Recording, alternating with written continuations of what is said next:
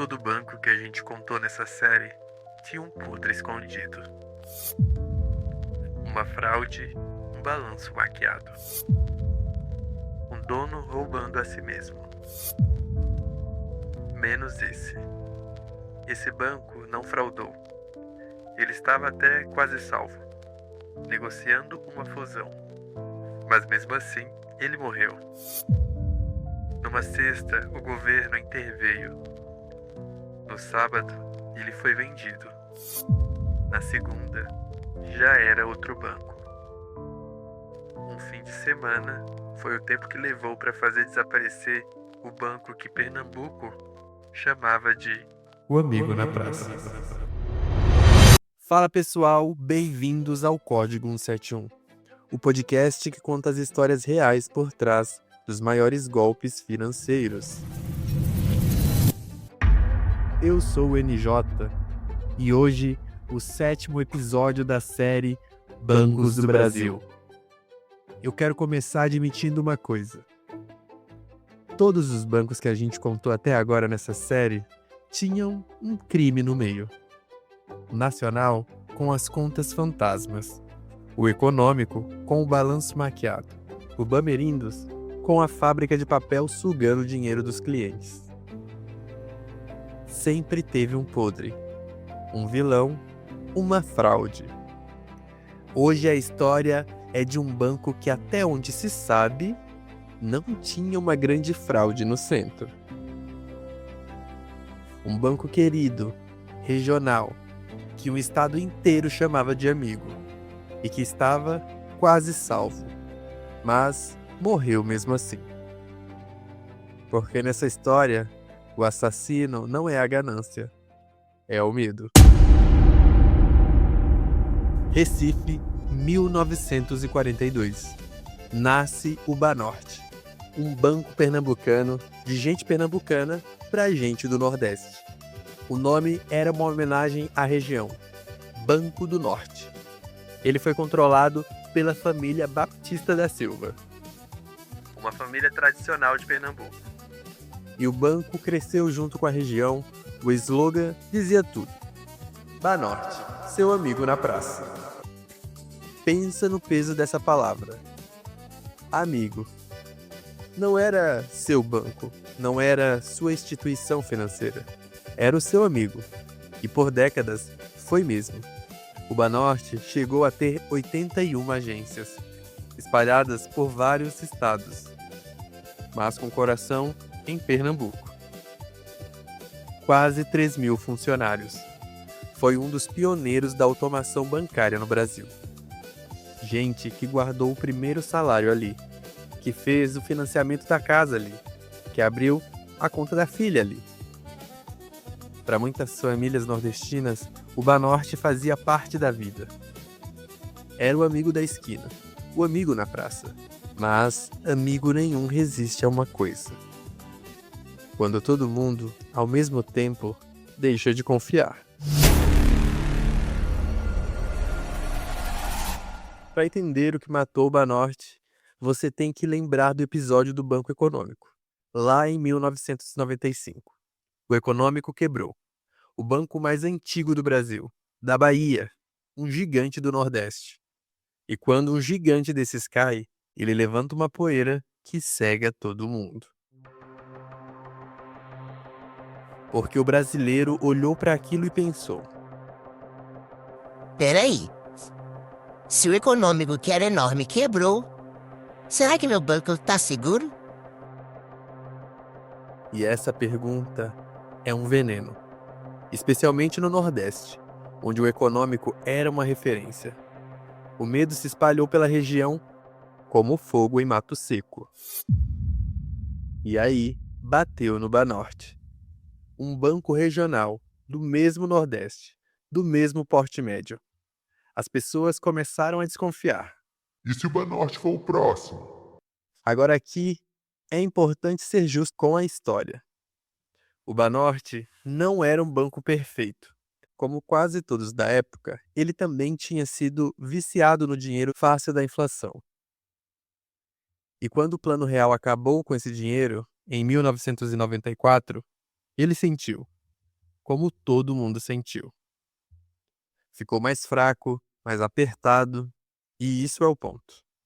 Ele não tinha uma fraude bilionária escondida como nacional. Ele tinha um problema que tinha conserto, tanto que já havia uma solução na mesa. O Banorte estava negociando uma fusão com outro banco, o Bandeirantes. Era o casamento que ia salvar o Banorte. Só faltava assinar. Mas o medo é mais rápido que a caneta. Rapidinho, posso te pedir um favor? Se você tá ouvindo até aqui, é porque você curte esse tipo de história. Então, aperta seguir no código 171 agora. Semana que vem tem outra, e é ainda mais absurda que essa. Agora, deixa eu te explicar uma coisa sobre como o banco funciona. Porque isso é a chave para entender essa morte. Quando você deposita dinheiro no banco, o banco não guarda o seu dinheiro num cofre esperando você voltar. Ele empresta seu dinheiro para outra pessoa. É assim que o banco ganha dinheiro. Sempre foi. O banco fica com só uma parte em caixa para o dia a dia. Porque num dia normal, só uma parte das pessoas vem sacar. Funciona com base numa palavra: confiança. Agora imagina que a confiança some. Imagina que no mesmo dia, todo mundo resolve sacar o dinheiro. O banco não tem. Não porque roubaram, mas porque o dinheiro está emprestado na rua. Nenhum banco do planeta guarda todo o dinheiro de todos os clientes ao mesmo tempo. Nenhum. Então, quando todo mundo corre para sacar de uma vez, até o banco mais são do mundo quebra. Isso tem um nome: Corrida bancária. E é uma profecia que se cumpre sozinha. O banco quebra porque as pessoas acham que ele vai quebrar. O medo cria o próprio desastre. Foi exatamente isso que aconteceu com o Banorte. Os clientes com medo foram sacar. E cada pessoa que sacava deixava o dinheiro mais fraco. E cada banco mais fraco assustava mais gente que ia sacar também. Uma bola de neve. O dinheiro escorrendo pela porta, dia após dia. E a fusão salvadora com Bandeirantes não chegou a tempo. – 24 de maio de 1996. Uma sexta-feira. O Banco Central decreta a intervenção no Banorte. Antes que a fusão fosse assinada, o governo assume o controle do banco. E aí vem a parte que mostra como essas coisas são friamente rápidas. No dia seguinte, sábado, o interventor nomeado pelo Banco Central já vendeu os principais ativos do Banorte para o Bandeirantes. O mesmo banco com quem o Banorte já namorava. Só que agora não era mais uma fusão entre iguais. Era a compra dos restos de um banco morto. Na segunda-feira seguinte, toda a operação do Banorte já estava sob o comando do Bandeirantes. Pensa nisso. Sexta-feira, intervenção. Sábado, vendido. Segunda, já era outro banco. Um fim de semana. Foi o tempo que levou para apagar 54 anos de história. O Amigo na Praça nasceu em 1942. Deixou de existir num sábado que a maioria dos clientes nem soube o que foi o último. Em dezembro daquele ano, veio a liquidação formal. E o Bandeirantes, que ficou com o Banorte, alguns anos depois foi comprado pelo Unibanco, que depois se juntou ao Itaú. Como quase tudo nessa série, o peixe pequeno foi engolido pelo médio, que foi engolido pelo grande, até sobrar os gigantes. A história do Banorte é diferente de todas as outras histórias dessa série. E é por isso que ela importa. Nos outros episódios, é fácil apontar o dedo. Teve fraude, teve ganância, teve gente rica roubando. Dá pra ficar com raiva de alguém. No Banorte, não tem esse alívio. Porque o que matou ele foi uma coisa que não tem rosto: o pânico. E o pânico é democrático. Ele não escolhe o banco culpado.